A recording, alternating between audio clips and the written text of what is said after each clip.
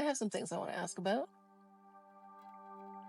You'll also have time to review all this, so... Well, yeah, I'm not too worried about my own stuff. I mean, that's the stuff that I think you should be worried about. It's your documentary. Yeah, and I'm the most boring person in it. I don't think that's true. But, like, it's also about, like, the different perspectives build the thing together as a whole. Yeah. There's, like... That's true. You can't discount any one part. Very wise. So in a strong, clear voice, because we no longer have microphones...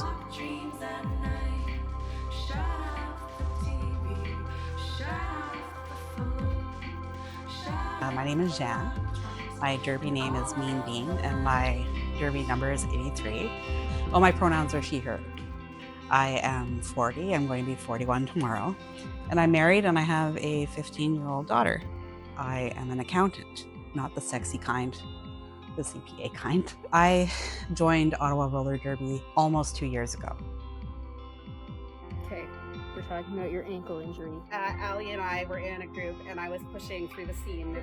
It was a drill called puke, which is pushing and juking. Pushing and juking. And I was pushing, and it's a drill I've done like 100 times before, and I've never had an issue. And then for some reason, my foot slipped, and like I slipped, and then I fell on my foot in a very weird position that I've fallen in before and didn't hurt myself, just bruised my butt in a really awful place. But then as I went down, I tripped Allie, who fell on me, and landed like on my thigh that was also sitting on that ankle. And it was like barely, like it felt like a second. It was really not very long.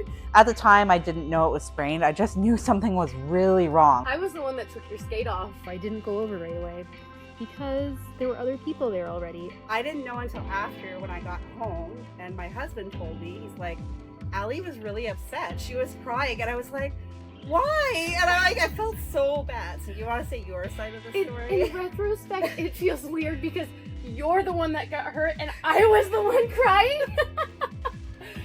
So from my perspective, like, I mean, in Derby, people get hurt, things happen in a split second, and you don't really know what happens until you go back and reflect on it. So at the time, I wasn't able to process what was happening.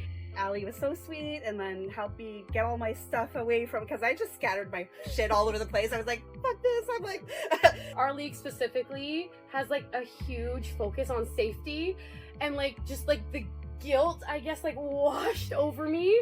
And we didn't know like what your injury was at the time. I thought like maybe you had a broken ankle or something. You were like super calm about it. I was really impressed, by the way. But I thought because I had fallen on you, I know that I got up really, really fast, but I just like my full body weight on you, and I knew you were in a weird position. So I was like, I hurt my friend. Oh my God, I hurt my friend. And it was just like, just terrible, terrible, guilty, awful feelings. And then when I made it over, your ankle was already like very large. And I was like, oh man, yeah, that's a broken ankle. But then there was a moment where I was like, oh, maybe she just has really big ankles, so I shouldn't say anything. And then I looked at I snuck a peek at your other ankle, and like, yes, you have regular sized ankles, it turns out, except when one's sprained. Yeah, so the coaches came over to help.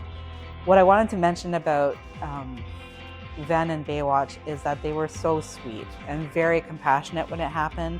And then I had injured my left ankle, and at that point, the way it was swelling, it was looking weird, and like they both thought it might be broken.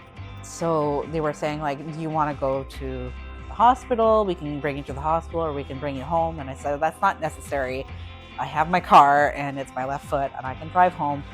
They both said, you're not driving anywhere. We're going to drive you home and drive your car home. Yeah, and then you were being really weird about us not driving you home.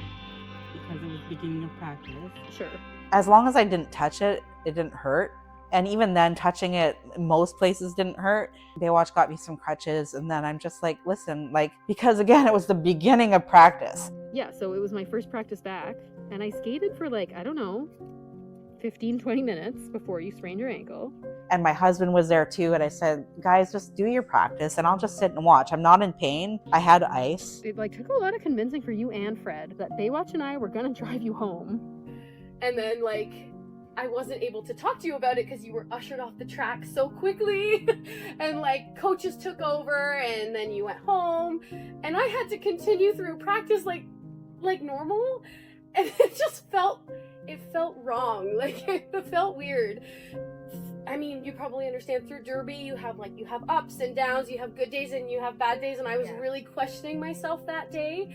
So all like my inner feelings that were probably not accurate, just everything came flooding to the surface. It was kind of wild. I totally feel that. Yeah, I absolutely. Yeah, I was definitely like questioning my skills at the time too, and then I was like, oh, I hurt my friend. Oh, I'm terrible. Like this is awful. I needed to process. Oh, of course. Yeah. And to make it clear, even if it would have been Ellie's fault somehow, it's fine. That's what happens in Derby. Yeah. It's like literally when you sign up for this sport, like somebody might hurt me. I might hurt myself. Yeah. Which is more likely in my case. As I was sitting on the bench watching the practice, they both said, it's okay if it's broken. Sprains are so much worse. They take so much longer to heal. My worst injury, so this was in 2015. I had finished my 101. It might have honestly been the first jam I ever played. They're like, yeah, you can jam, you can do it, you can do it. They released us, and I hit the pack, and I fell down, and I didn't get back up again. I had sprained my right ankle pretty badly. Next day, they told me to keep off of it 2 weeks. The word physiotherapy was never mentioned, so to this day, I still can't bend it properly. It's been a bit of an impediment. Learning some skills and an ongoing derby career. It has also caused problems with knee pain, because my knees have to work more to support the ankle that doesn't bend properly. And I thought that you were gonna get into your car with Baywatch, but she said that my car was better because it was taller, so you could just slide in. And I was in the back seat. And so I ended up driving you home, and I was a little bit stressed out because I'm not a very good driver and also really bad with directions. And also I didn't take your directions when you told them to me, which maybe you were panicked, but you did a good job not acting too panicked that we were going the wrong way. I was trying to keep it elevated so I was sideways, but I wasn't wearing my seatbelt. So the entire way home, we were joking about how, Ven slammed on the brakes. Rolling off of my seat into the crack between the back seat and the front seat. And how we were going to get to your house and Baywatch would open the back door and you'd just be laying face down in the crack. And be like, Ven didn't stop even when I fell in the crack. Didn't happen. Yeah, you even made a song about it. Yeah. An AI song. An AI song about being in the crack in my car. Ven had the pedal down. Laughter filled the night. Turns were getting sharper. Grips were getting tight. Roll was like a puzzle, being held on with pride. In the crack she tumbled. Life was a wild ride. But yeah, they were super sweet. They helped set me up on the chair and everything, and the ice for my ankle and everything. And eventually Fred came home, and Baywatch was like, I can, because Fred had some work commitments. She's like, I can drive you to the clinic tomorrow. I'm like, no, it's fine. And she's like, I can drive you to practice if you want to go to practice. Just, again, very, very generous with her time, and I didn't take her up on any of that stuff. So the next day I went to urgent care, and Baywatch was texting me let me know what happened or whatever, and it was a grade 2 sprain. And then the doctor basically gave me very little direction, if any, 3 to 4 weeks, before you can walk on. It was very vague, and I didn't ask questions. So then Baywatch was texting me, and I told her what happened, and she's like, oh shit. And I'm like, what? And she's like, well, you were cleared to play in Sherbrooke, which was in 2 weeks. So I could have played my very first roller derby game, and I was so bummed. Today I'm going to Sherbrooke to volunteer and cheer on the team. And I have some mixed emotions today because today would have been my very first game if I didn't have my sprained ankle. So I'm kind of hoping I'm not going to cry, but if I do cry, I hope to catch it on film so it can be part of this documentary. But in all seriousness, I really don't want to cry, so fingers crossed I don't. And so I went to physio a few days later, and the physio that I went to was not a good fit in hindsight. But she basically said, yeah, you're going to be out of it for the entire summer. So I was devastated because not necessarily roller derby, but roller skating was integral for my mental health. I just needed that movement. And also I had just had an extreme fear of loss. I basically, because the community and the friendships were so important to me, I've seen people disappear from the league after an injury, and I don't hear people mentioning them, and I don't know if people reach out to them. And I know sometimes I have reached out to them, and I don't know if they appreciate that or not. Some come back, but a lot don't. I was just picturing a summer alone without my friends, without my physical activity, losing my freaking mind. So actually in the trailer, there's a video of me crying. Well, that was really embarrassing. I pretty much missed my physio appointment because I got the time wrong. And I had 5 minutes to talk to her, and I came racing inside because I want to change physios anyway, because I want to go to my own physio, but I can't have him for another 2 weeks. And I just like walked into her office and I started bawling.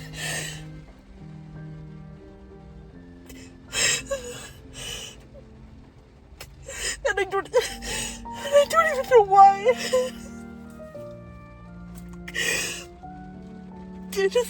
I feel like I'm losing it. I swear to God.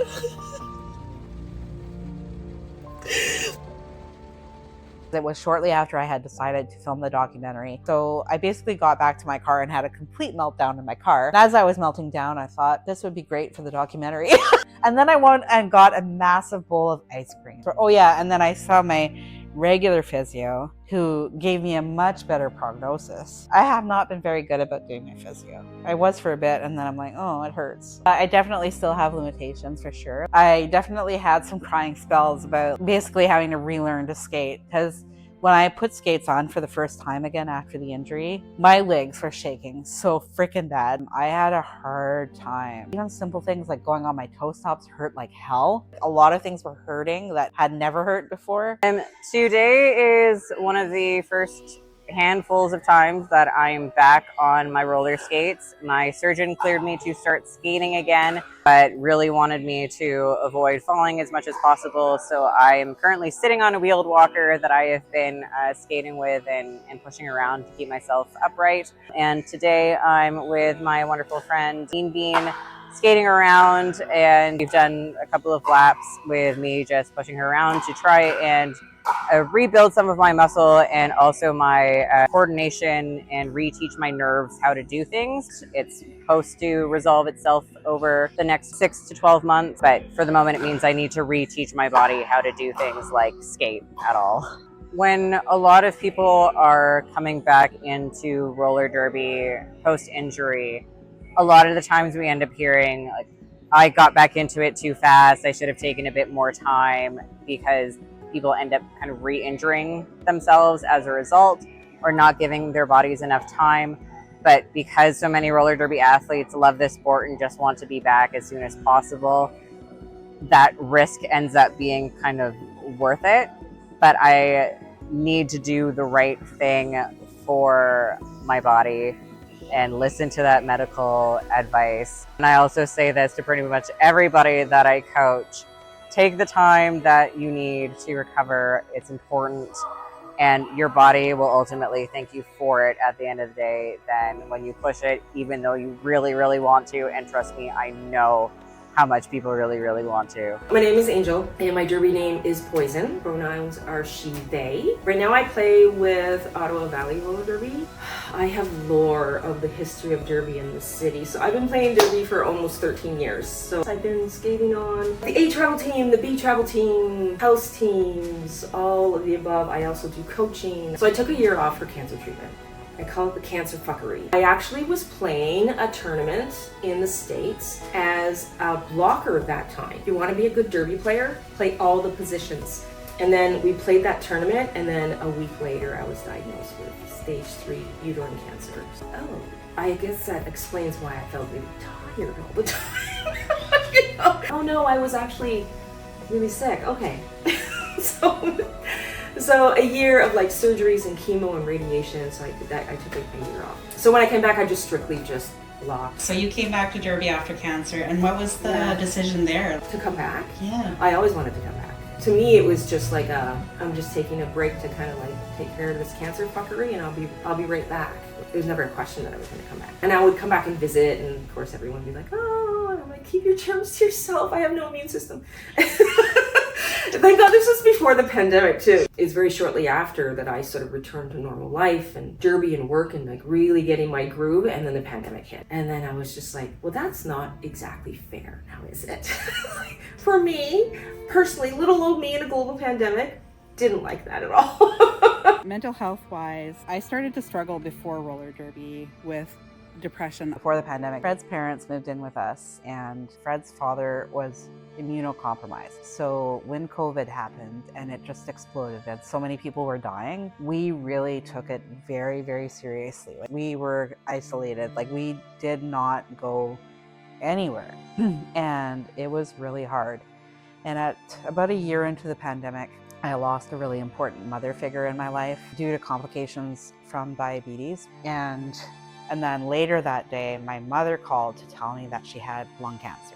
And it had spread to her brain. And through that process of her eventually succumbing to the disease, social media just became too overwhelming for me. And I just deleted everything. All of my social media accounts, I even deleted LinkedIn. But what ended up happening was I realized that a lot of the friendships that I thought that I had pretty much existed on social media, especially during the pandemic. So I became extremely isolated and alone. My mother died with help from the MAID program. So basically, she had an appointment to die, so I was by her side. Then I was basically dealing with the death of my mother. My father had died when I was 18, and I was raised as an only child, even though I have half siblings that are older than me that grew up with another parent. I was tackling some really heavy emotional stuff with my husband and my daughter. I remember being in the car after, driving home with Fred, my husband, and just thinking, I want to tell people that this happened and I don't know who to call. That was like a hard realization for me that like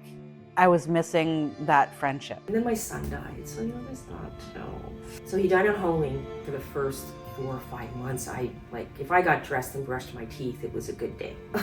And that's not an exaggeration. I'm not gonna lie, it was a very dark winter. My partner, Richard, also recognized and okay, you don't have anything, you're not skating. The one thing that I did do is I would go for long walks with my dog because I needed to go and move and be outside and just move my body. Probably the hardest thing I ever had to do was to force myself to put on a coat and put on boots and go outside and walk my dog. Something that sounds like super, super simple and that people take it, do every day and sort of take for granted. It was it took me everything just to do that. So, and then I get a message saying, oh, hey, you back at Derby? And I'm like, I put clean underwear on today. That was what I did today. Separate conversation about how society perceives, deals with, talks about grief. I think it needs to change. The more people talk about grief, the more people would understand it. And the more people would feel understood. Death is a part of life. Someone that you love is going to pass away around you. And then you will eventually pass away. Nobody talks about grief in a healthy way. So when people see me oh, okay, Angel's better, it's no, I'm not better. The grief has worked its way through the sort of fabric of me that I can now, get up and get dressed, take a shower, put my skates on. Function. So because I always feel better after a skate, right? And that could be derby, that can be outside. It doesn't matter. You joke oh, I'm going for a stupid skate for my stupid mental health. Mm-hmm. It's 100%. Yeah, some days it helps more than others, but it always helps. Never makes it worse. That's true. And I think a lot of people perceive grief as a finite thing too, right? It's not. Yeah, you're going to cry it out for a certain period of time and then you're done. But grief follows you forever. It never ends. I'm not going to feel better. Stop trying to make me feel better. I'm not going to feel better. Thank you, though. Some friends don't really come around because they feel uncomfortable, and that's their problem, not a my problem. And as soon as I realized that, it's I'm not going to apologize that my son died, and I'm not going to apologize that I might not come, or I might bail at the last minute, or I might leave halfway through practice.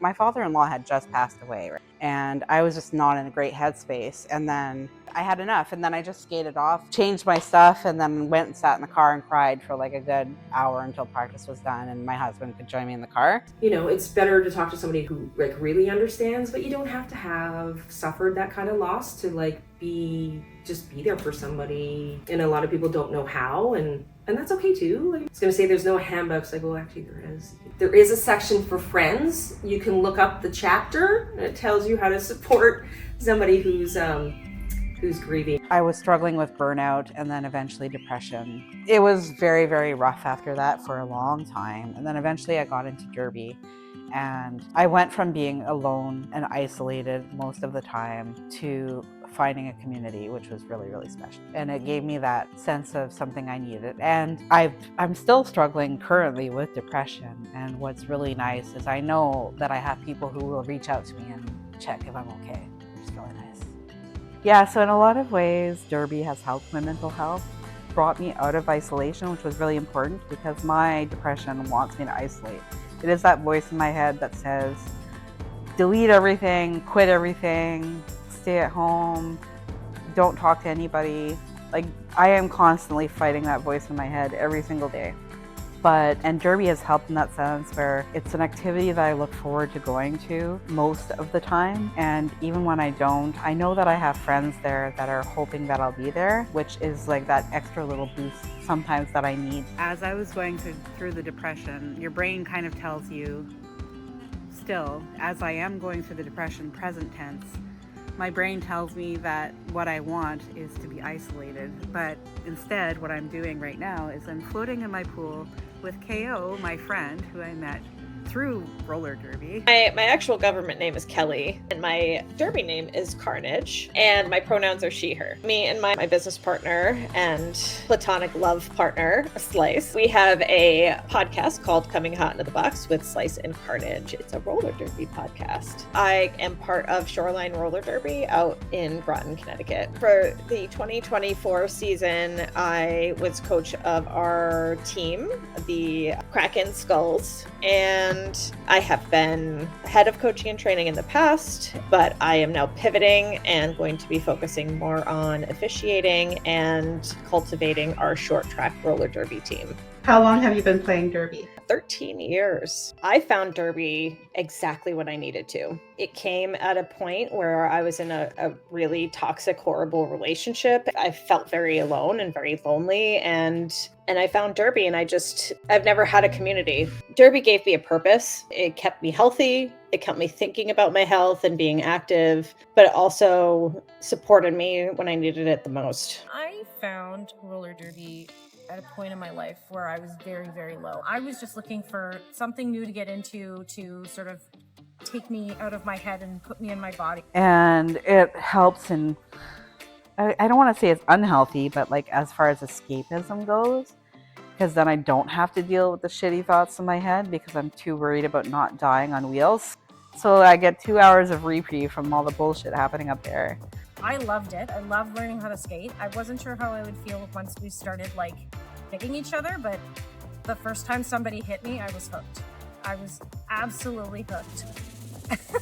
I'm eager to hit and be hit because it's very new to me. So I think I just went straight for the path of destruction. And I was the one getting destroyed. I mean, what it has meant for me is it's provided a kind of structure for me to be able to, I guess, find myself. I know that sounds like a cliche and it's really cheesy, but I feel like I was very lost. I was very lost for a long time. It changes a lot of people's lives. Derby has just helped me find a new sense of self. I was trying to teach myself through YouTube videos, but it was taking a while, and I thought, oh, well, derby could be a place I could learn to skate. So I signed up for the crash course with ORD. Coaching crash courses, it was always one of my favorite things to do. All the skaters are supportive of each other. It's just a really fun environment. But I really like the environment. I like the people. I felt welcome. And I think I just fell in love with the people and the environment. I've stuck around because of like the vibe and the people and the amazing community, and it's like so supportive. But I've played sports before, and I played hockey as an adult, played soccer as an adult, and it's not the same. People show up, do their thing, they kind of peace out. And it was really nice. Like, I wasn't expecting that. It was a surprise. One of the very first things that I noticed when I joined Ottawa Roller Derby after the crash course was how overwhelmingly friendly and supportive everyone was. I have no idea why, but roller derby is my greatest love, savior, outlet, everything, but also my biggest anxiety trigger. So it's a very complicated relationship. It's such a complicated relationship. I think a lot of people are going to relate to that statement. Like it's just, it's really, and then you just keep going back. As much as it's been a source of frustration and anxiety, it's also given me stability. I suffer from anxiety disorders. I actually am medicated. It was funny because that particular tournament, all 4 of us who were jamming all had some kind of anxiety disorder. So we're sitting on the bench and every one of us is doing our, one is breathing, one is doing their little tappy taps. I'm like, look at us, we're a mess. Like, how are we even going to play this game? But we did, and we had a great time. What are some of the tools that you use to manage that? So this was before I was taking medication. So now it's a lot more manageable, but back then I wasn't. You can't eat. Like, I just couldn't eat. I would try to eat, I throw it up, which is not great when you're playing very physical sport.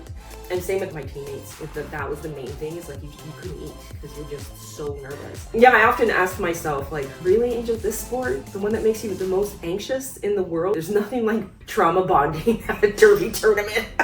A memory. I still hold like really, really good memories about Fast and Furious because, like, oh, why am I crying? Why am I gonna get sad? Yay! Someone else is crying in the documentary. Stop! Didn't even eat hot wings. Why? Why am I like this?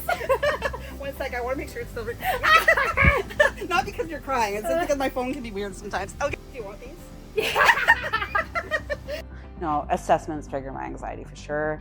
I don't know what it is about whistles and clipboards. And unfortunately, my anxiety has physical repercussions where my body just ceases to function. One whole side of my body will just fail to cooperate. And what's worse is when that starts happening, it's a downward spiral because it's like anxiety starts, I'll do a transition, I'll screw it up, and then sure as hell, the next one I do will be even worse. And it's just a spiral and it just keeps getting worse and worse and worse. And I'm like, so I have actually pulled myself out of drills because I'm like, I know my body is not going to do this drill and I don't feel safe doing it. I physically cannot do it. Except during assessments. I find I get really rattled by one skill in an assessment, the rest is going to go to shit. For sure. Even if it's something I've done a million times. Honestly, I don't know if I have any healthy coping mechanisms aside from crying it out. I think I'm pretty vocal and I say I need a break a lot. Like I need a minute. For some reason, I still got so stressed anyway. Anxiety doesn't make any sense. And I just remember standing in line, not facing the coaches. I just remember having this anxiety attack, and then I started crying in the line, and then Emily, my derby crush, was like saying, "Are you okay? Do you need to take a breather? Blah, blah, blah." I think like just, oh, why is this happening again?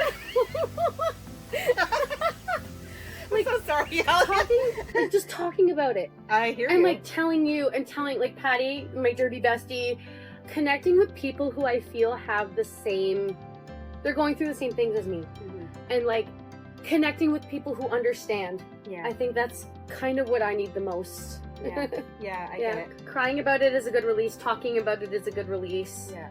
And then like just going home and I reflect a lot. Tell yourself something good, something positive. We started Crash Course together, the 3 of us, and then there's also Ruby. And we are Feels on Wheels because we're the 4 people left from our cohort. We cry a lot. It's a mandatory. My next assessment, I was already pretty stressed, and I actually started crying in the assessment.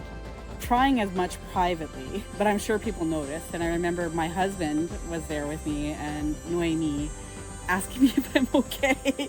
Don't ask me if I'm okay, it just makes it worse. So I just remember going through thinking like, I just want to stop. I just want to like forcing myself to stay in because I just so badly just wanted to run off the track. I want to normalize crying in derby because a lot of us do it, but then we don't really talk about it. And then you kind of talk about it in side conversations like, yeah, I had a full meltdown in the bathroom at McNabb. Oh, for sure. At the end of the assessment, I ended up breaking down in the bathroom, sobbing my eyes out. And then I remember the coach asked me if I was okay when I came out. And then I started crying again because that's the one trigger. Like if somebody asks you if you're okay, it's the worst thing. I started crying again. I'm like, I'm just fine. I had a rough day, blah, blah, blah. Dude, I tell you, like I had a breakdown in the bathroom. Like, Good. Yeah, I did. Yeah. Zach had to like talk me out of it so that I would go back. I didn't even know. Yeah. Shitty. No, you're not. You were also I didn't going know. through it. You weren't there, I think. Okay. Yeah. Oh, that sounds shitty, but it's not. Like you just weren't there that. That's recording, by the way. I had a full meltdown in my car. In the car! On the way home. I know my secrets now. I would have anxiety attacks in the car waiting to go into practice. I could practice. I have no idea why. Once Baywatch knocked on my window when Emily and I were crying at the car after an assessment, and the windows were steamed up. And then that must have looked bad. I was thinking like the Titanic moment with the hands, and like everybody knows Emily's my derby crush, so. You made me cry. I was gonna make a joke about steaming up a car with you, and then you made me cry. Sorry. And now I can't make that joke anymore. You can still maybe we can go steam up the car in the Boston Pizza parking lot. This might have been a more appropriate place to have in car rather than Boston Pizza.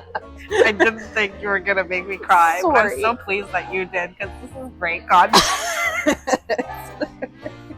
You don't have a derby wife, but a derby crush. Tell me more about this person. Oh, so Emily is my derby crush. My name is Emily. My derby name is Hot Momster. And I know the tradition is usually derby wives, but since I literally have a legal derby husband, I went with derby crush. We know each other because this is my derby crush, but how that started is because by nature I'm very introverted and you are very extroverted, and I was staring in awe at a practice before I was allowed to go and to start skating, and you came over and started talking to me. Emily and I just clicked. I think we just had this organic attraction that you were like, she needs someone, and then we fell in love.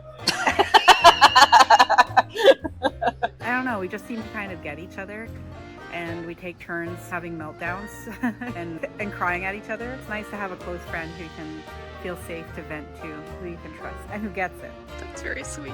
Aw. And she's hot. I have the hot monster. I tell her all the time, it's not a secret. Julia, Yes. your first name. Your derby name. The name was given by you. You decided it, and I loved it. It is the Angry Grape. Uva irritada or uva brava. Sounds cool for a Yeah. derby name. That sounds cute in Portuguese. Oh. It's gonna be documentary / cooking with Julia. a little segment in the middle. I can share my cooking tips. And this is a Brazilian dish? Yes. Like it would be the basic of the basic. Really.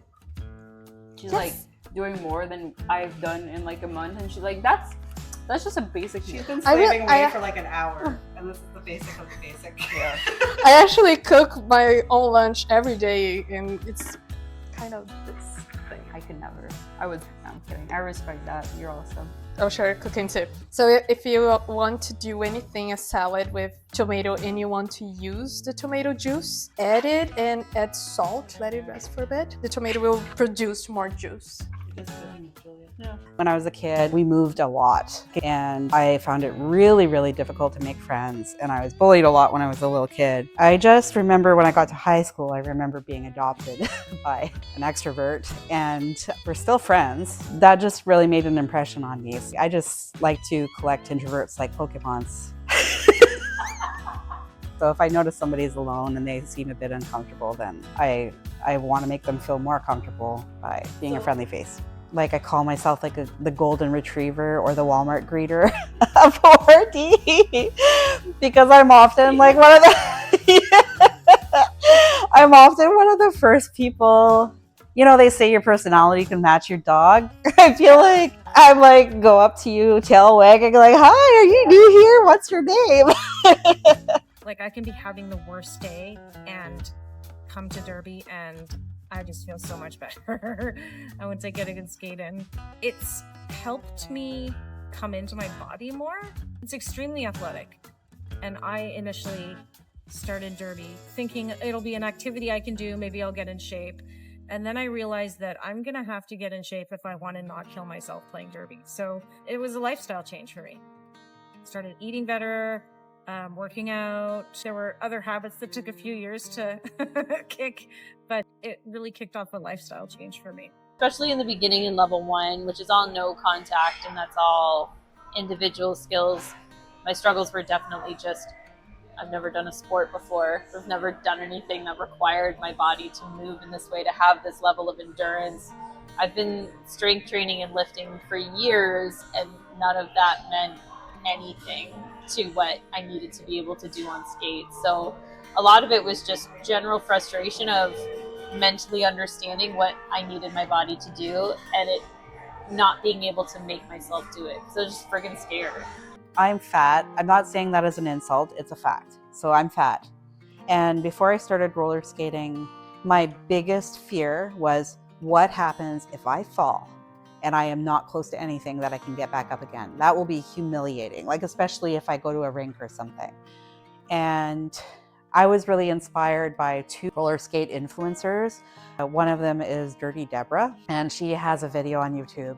Am I too overweight to skate, or am I too out of shape to skate? The other one is Shove. She's amazing, very fat positive, and she also had a video about skating while fat with very practical tips. My name is Shove, and today we're gonna go over 5 tips that can help you as a fat roller skater. So I practiced getting up off the ground over and over and over again in roller skates. Doing it in the privacy of your own home helped me as well. Because of that social anxiety, like to me, that's humiliating. Oh, look, there's that fat person on the floor who can't get up. No, I need to make sure that I can get up in case that happens to me. My intention was not to join Derby, but I ended up joining because I was really inspired by my coach at the time, Em. How it took you so long. You've been in the league for a long time and it was okay to take your time. Yeah. I was like, okay, well, Em is clearly a badass. So like, I want to be a badass like Em. That's so wonderful. I don't play Derby anymore, but when I was playing it, and especially when I first joined, you learn what you're capable of. There is a diversity of body types in Derby, and I don't feel out of place being a fat person in Derby. Like, I feel like there is still a place for me. Finally getting to the point where I'm feeling better about my body. Derby is like one of the few sports where you can sort of like expect to see fat people. So in that way, I had a lot less self-consciousness than I have had in other athletic environments. I was a larger skater and not in shape, so I really struggled a lot through that crash course. And knee falls were like the death of me because trying to get up off the ground with wheels on your feet as a fat person is really hard. It is so difficult. So difficult. Definitely there were times where I felt like some of the coaching strategies and feedback that was given wasn't really accounting for the kind of experiences of people with different sized bodies. Things like learning how to do crossovers. The phrase that Derby is for everybody is thrown around quite a bit. I still think there's work to do because unless you've lived in a fat body, you don't realize how different things feel and look when a fat person is doing them as opposed to someone who's very thin. And I think that should be taken more into account. Otherwise, I think in general, it was definitely more positive than most experiences I've had with sport. ORD is so inclusive. There's no pressure to be the best. I would call myself a pretty solid intermediate level, maybe B level. And I think I'm okay with that now. And it's only been the past couple of years realizing that there is a space for people at my level. ORD's a great space for people like that. I'm older now and my body hurts more. It takes me much longer to recover from a bout. Even an easy bout takes me longer to recover from. It's just when you feel really passionately about something and Yeah. you love something so much. Yeah. The emotions on either side are really big. That's a really good point because, like, up until me playing Derby, I had never done any like group sports before, and I've never felt like so passionately about something. So I think that's probably where the crying comes from. Is like you care. Yeah. You care. Yeah. I love Derby so much, and sometimes it's really heartbreaking to love something so much and to know I'm never really gonna master it. I don't remember crying so many tears. And I remember too, like, saying to my husband, and I said, you don't know what it feels like to love something so much and to suck so bad at it. And I know what I want my body to be doing and the skills that I want to have, but I'm just not there as an athlete. And I don't know that I'll ever be there. I'm starting to get up there in age, and I don't know how many more years I have left to play. I'm going to play as long as I can, but I don't have a long time left. After crash course, I started taking videos. So yeah, let's talk about the 365 days of skating, which is a really impressive challenge. I feel like I've watched every single roller skating tutorial and derby tutorial there is on YouTube. And one of them I came across had that Moxie 365 day challenge. I know one way I'm going to get better at roller skating. So I set myself 2 rules. It didn't have to be 365 days consecutive, though for the record, I actually did 365 days consecutively. Instagram will prove. Yes, Instagram will prove it.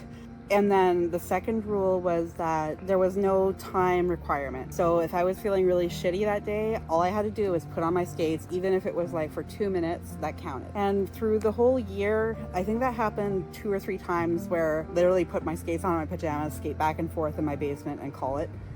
But for the most part, I actually did skate quite a bit. And then I cut it down to like 1:30 for Instagram, but it helped a lot learning different skills.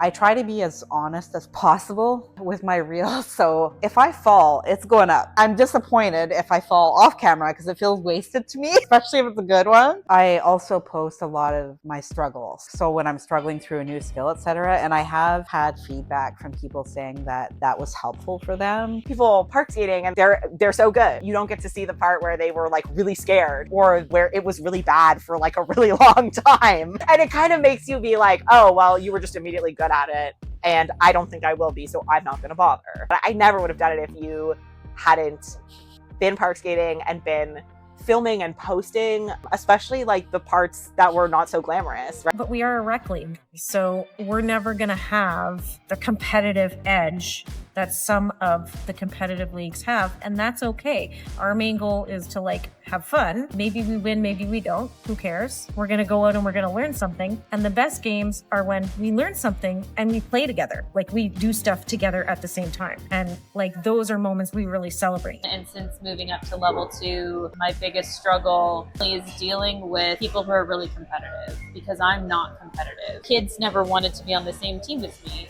That scared little girl came out a lot when I started level 2. So when those interactions first happen, it's really jarring. In a derby practice game, I completely lost all sense of myself and I froze. Didn't even recognize myself after and like cried. There's so much crying in derby, at least for me. When I was cleared to go to team practice, I was one of like 2 level 2s. The other level 2 is my husband, who's like an amazing skater already with very little experience. And everyone else was level 3s and very experienced. So then I went and I was super overwhelmed because everybody was so good. And then people were like, Jeanne, get to the front, the heat of the moment. And people are trying to communicate, but it's like my brain and body are disconnected and my body cannot move as fast as I want to move. And I know what I need to do, which makes it all the more frustrating because my body just won't cooperate. And I kept wanting to sit out of jams and just watch. And then they kept encouraging me to go back in, which was really nice. But I had a huge cry on the way home. There is so much crying in derby. Eventually the feeling went away, but like I still have that imposter syndrome for sure. And the imposter syndrome, even when I first started skating and I would encounter experienced skaters in the wild and they'd be like, what are you working on? Do you need some help? And I'd be like, no, I'm good, thanks, because my brain was telling me like, don't waste your time on me. And yeah. So yeah, it took me a really long time just to build up the self-confidence to accept help. Now I'm at the point where I have been accepting a lot of help from very generous people who are very experienced and who still take the time. But I still have that like intrusive thought that it's like they're wasting their time on me. I really appreciate and respect all of the coaches, but there are 2 in particular that have helped me on my journey above and beyond others. So first I'll talk about KO. We're at Rito Rollers, which is the roller skate shop that I own in Ottawa. Sure, let's go to the bathroom. So we have a little bit of a tradition that visiting derby skaters will sign the walls of the bathroom in Sharpie. So we have a lot of local Ottawa skaters here. Mean Bean is right here. So only KO has color? Yeah, KO brought their own markers. KO is very extra, yeah. Okay, I have a lot of favorite memories with KO because KO is very extra and just makes me laugh on the regular. So, what's your... Cheers. Cheers. And now I have to drink this without spilling it. My derby name is Heyo KO, formerly KO Joe. My outfit shirt is from Sister Slag, which was the first ever sanctioned team I played on. I have on Antic MG2 Bontathena plates. Really heavy. I'm hoping this doesn't go badly for me. And this is a helmet that I borrowed because I forgot mine at home. How about your jorts? Oh yeah, well, do we not all just play roller derby in jorts? I don't know why people stopped. Clear choice. High fashion, so many pockets, jorts life. They have guest coached before and they've skated as well as part of the league. They are so generous with their time. A lot of times KO would be at OQS after practice and then would offer me help. And at first I wouldn't accept help. I had a really hard time accepting help from anyone. Because I struggled with skills so much, I just felt like I wasn't worth their time, like especially on their own personal time. That was always something I struggled with, but KO kept offering. KO is so good at explaining things. I really like things broken down, like this body part is doing this, you have your weight in this foot. They know exactly how to break things down like that.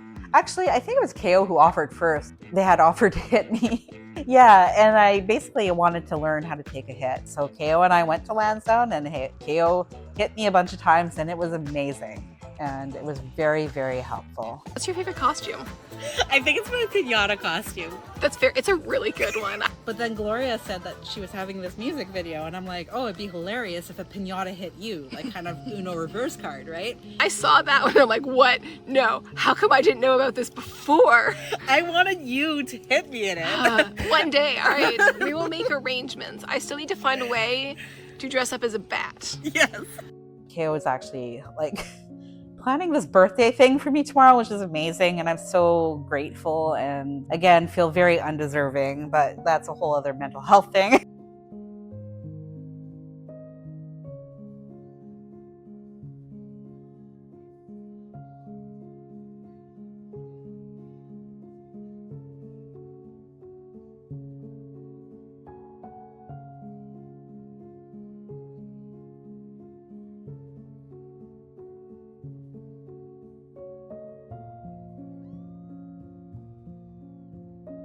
And then the other coach, former head coach Baywatch. Very early on, she was very, very friendly and very supportive. It was really, really nice, super encouraging. And I've had a lot of mental health struggles, especially around depression.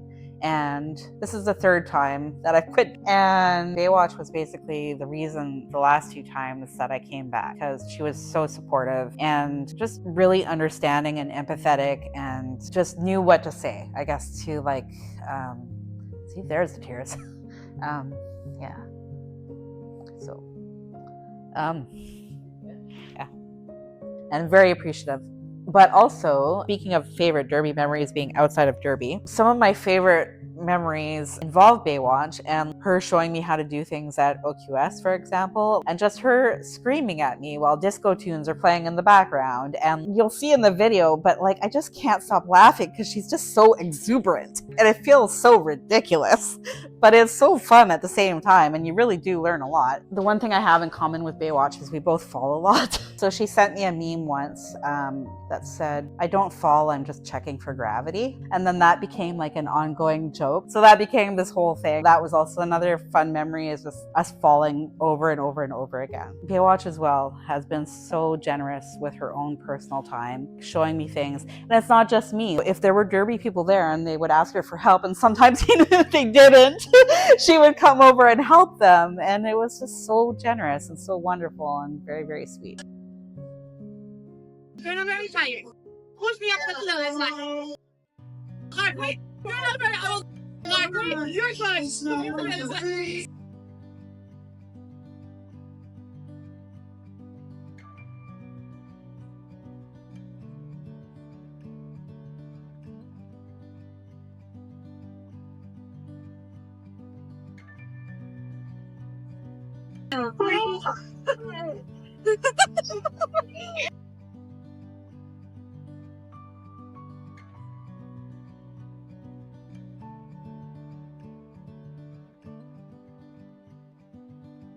And I've heard you speak a few times on your podcast about being a coach and learning how to deal with different people with different types of mental illnesses. I come from pretty significant family history of mental health issues and childhood trauma, but I've always had a very empathetic view. I know my people and I can see when they are in some form of distress. I think that's what one of my strengths are as a coach, is that I feel approachable. People know that I'm safe and I give them the space to be what they need to be. And I don't always get it right.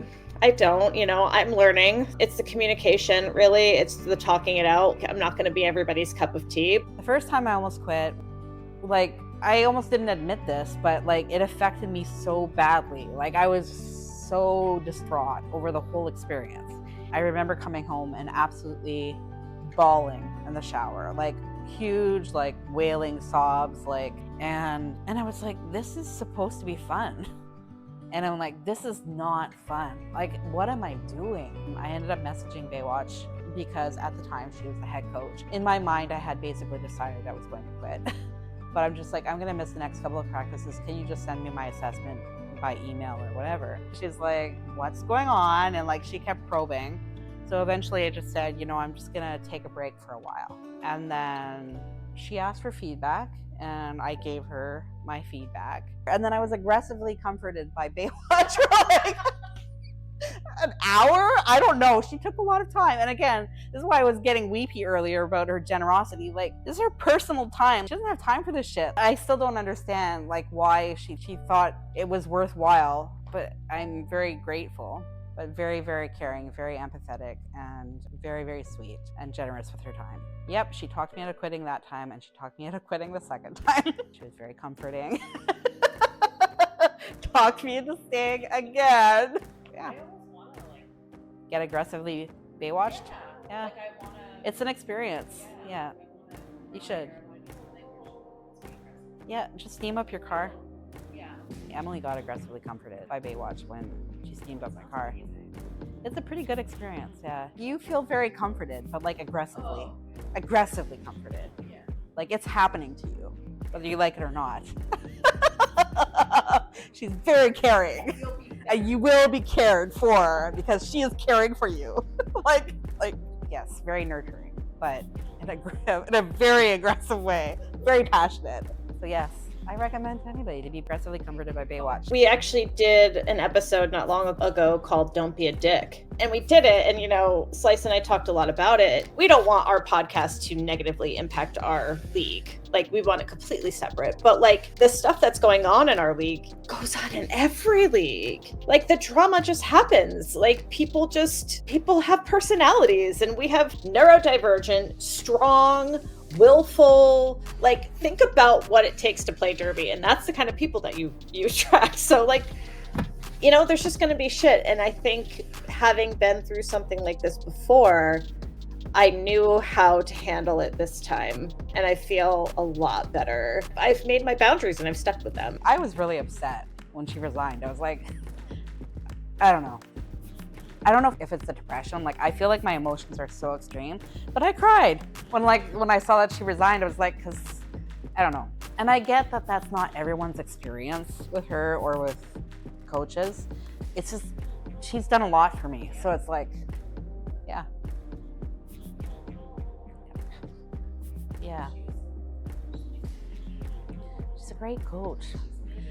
And, you know, like, you just know that she really cares. Like, she really, really cares. Like, even if you don't agree with what she's saying, you know that, like, her heart really cares. Like, that's what makes the difference, I think. So,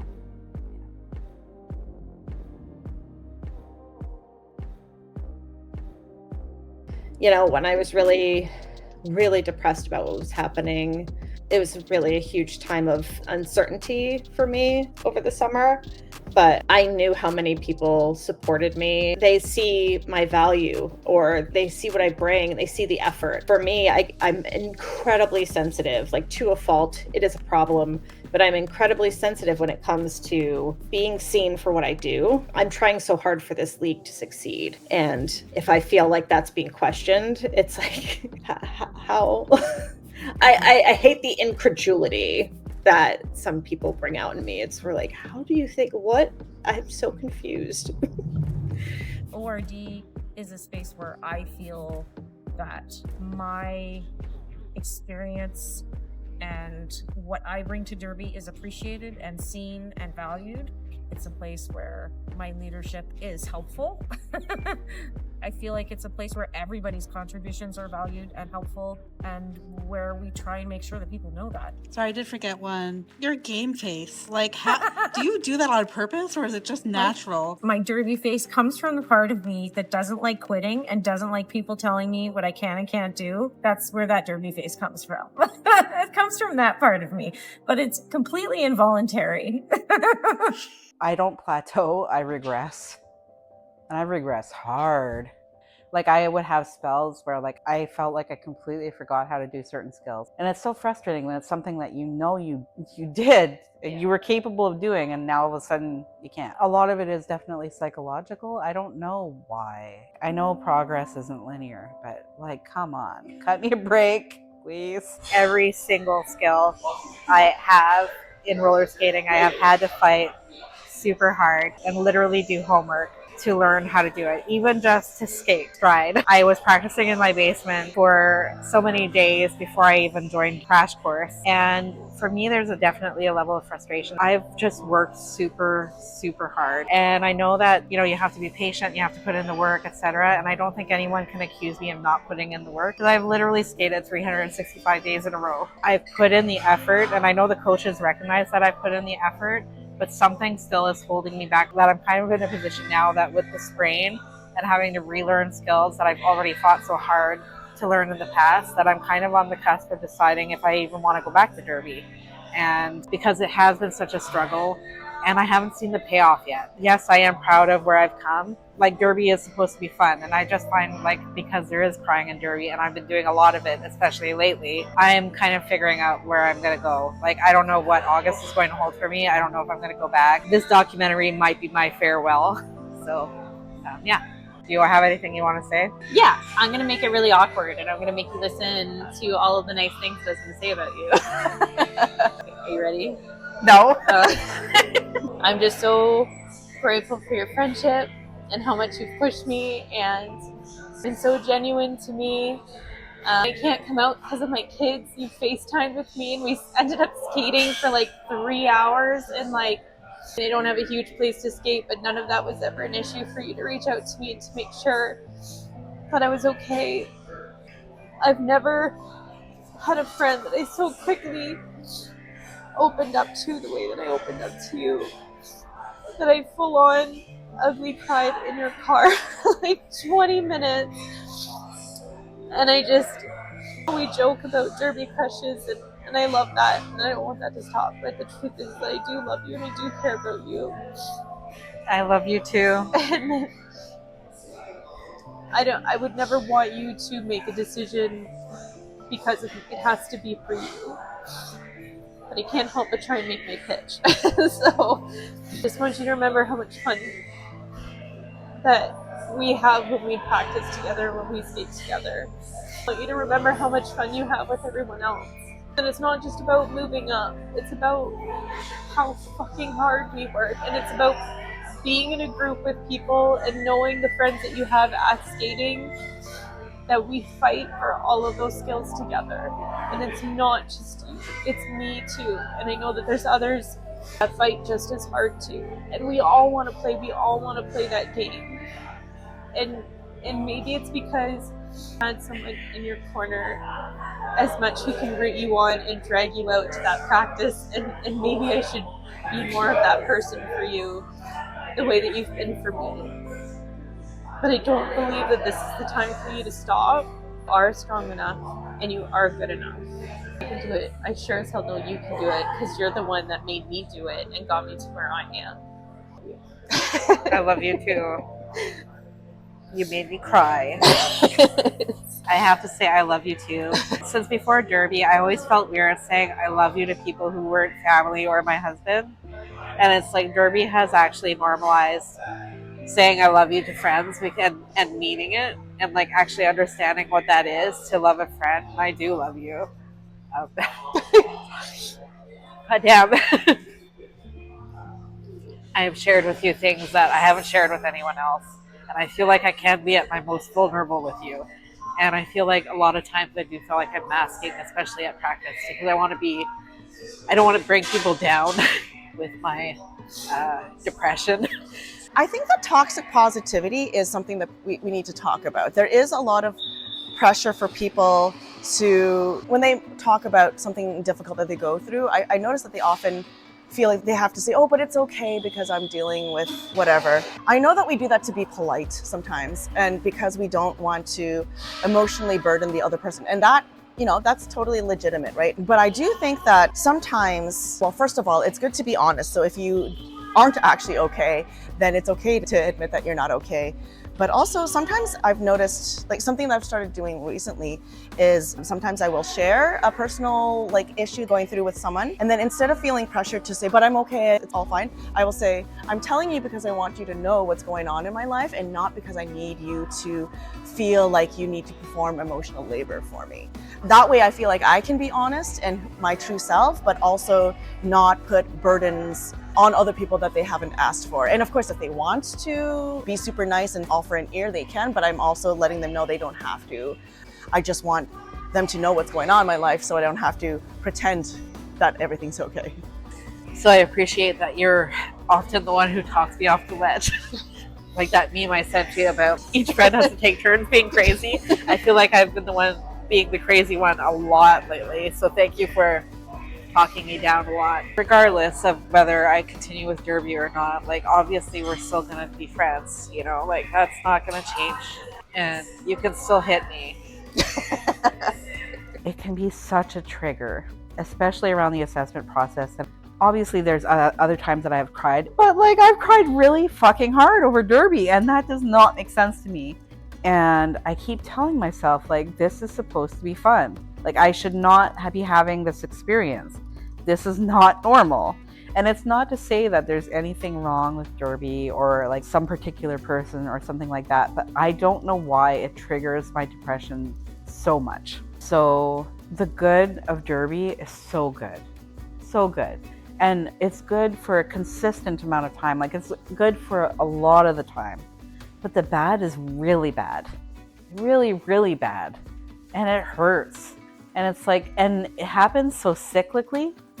And it's usually always around assessments. And I've tried different things. I've even tried not being assessed or being assessed secretly. But then I get the feedback and then I spiral again. I have this other relationship and it is with Derby. But like a relationship, it never brings you so much joy, but it's also made you want to burn everything to the ground, set it all on fire, and just watch it burn. Because fuck every single thing about what you just you're looking at, because I just hate it all. And everything in between, the ugliness of people, the beauty of people, the small tokens of just kindness and love and support. At the end of the day, when you get to the points where you just want to burn it all to the ground and you have to take a step back and think, is it still worth it? Is this worth it for me? What makes it worth it? List those things out. How will you feel if it's not something that you're part of anymore? And for me, I still choose it every day. Basically, very recently, I took the decision to leave the league. I've been on leave since my injury for 2 months. I was going to go on leave again in August. I did consider leaving roller derby completely, but I felt like I owed it to myself to at least give the other league a go. So I'm going to try their 101 program, and we'll see how it goes. Kind of took a break from derby for the past year. I kind of coming back full on this year. 101, coaching, skating, playing, everything. So did you miss it while you were off? I did. I miss, because you play derby for so long, that's a huge part of your friend group too, right? So not that they left me alone, because they didn't. I felt the love. Yeah, I missed it a lot. So I'm really happy to be going back. Derby has been part of my life for a really long time. So I don't even think I know who I am without derby or skating. But anyways, I have lots of excuses to take breaks from derby. It brings me back though, because it's the community, it's the friends, it's a lot of my social group.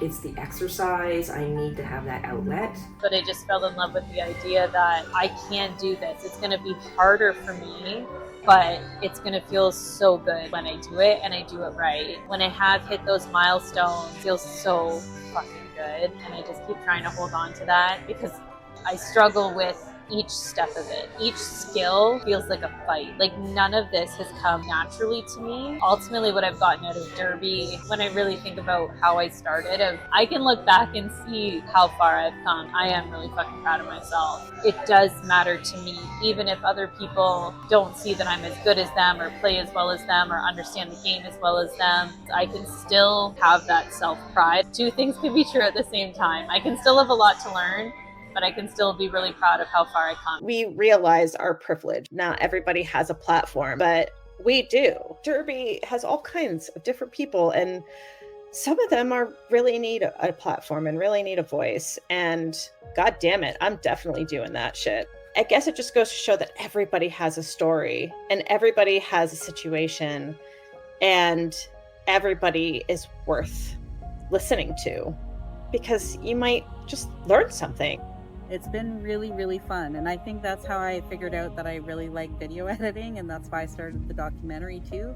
And so the overarching theme of the documentary was going to be about injury and mental health, which also Gloria kind of suggested when I was injured that I do some video work. So I have to give her props for putting that seed in my head. I would dedicate a lot of time to editing. I would spend an hour or sometimes editing a minute of footage. And people have different love languages. I feel like creating videos of my friends is like my love language for my friends, because I just love going through and I'm scrubbing through the footage, and I really take great care to I also look for the smiles, I look for the laughs, I look for the funny comments, because as much as possible I want people to see what I see when I look at my friends. So I don't know why I'm getting emotional. That's weird. Because you said something super lovely and sweet. What's happening? In all of it, roller derby and skating, it has to be the people. I have met the most genuine, beautiful souls, absolutely wonderful people in derby and in the broader skating community, even the people that don't do derby. I am so grateful for the people that I've met that are part of my life and the friends that I've made, including KO. It's a place where the people who I feel like I can be my authentic self with, but also just so encouraging and so warm, and I just love the sense of community that comes with both skating and with derby. I just have so many fond memories of the people in the league. I think of people in the league and I just have warm and fuzzy. They really are beautiful people.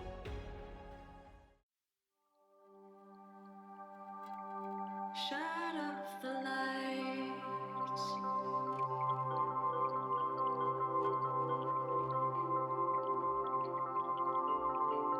Shut off the lights. Stop counting calories in every bite. Stop shopping for dresses on designer sites. Stop keeping hours and 6-minute chunks of time. Still drugging your mind to block dreams at night. Shut off the TV. Shut off the phone.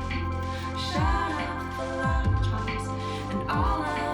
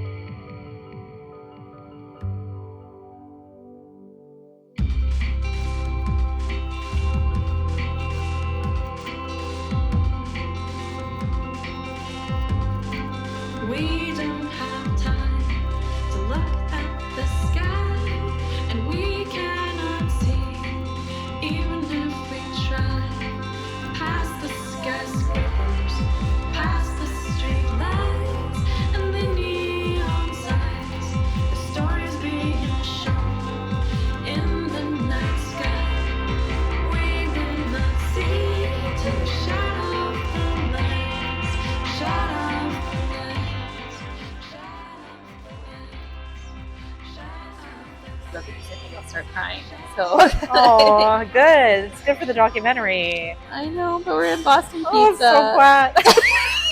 I'm so glad I made someone else cry for my documentary. It's not just gonna be me. Who else?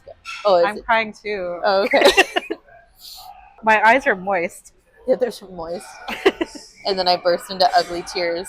Please do. There's no in between That's for so me. good. That's so good for the ratings. I don't have a soft crying face. Like I'm a sobber. Good. I did feel like, am I being a good friend by just literally filming you crying right now? It doesn't feel like I'm being a good friend, but this is great for the documentary. Also, do you want us to look at the camera, or you're cool with, like, we're all looking at each other? Oh, I'll stare down the camera the whole time. No, because like if you think about it, if you look at a talk show or something, they're like looking at the interviewer or whatever, right? So that's cool. I'm okay with whatever. Bean is literally the most sickest ass person I've ever met. Absolutely great at everything she does. Is a fantastic person. What? Nothing. Your eyes are right. Did you say something incriminating? Me? I just realized I was sitting to myself in there, and it's like, I probably picked that up too.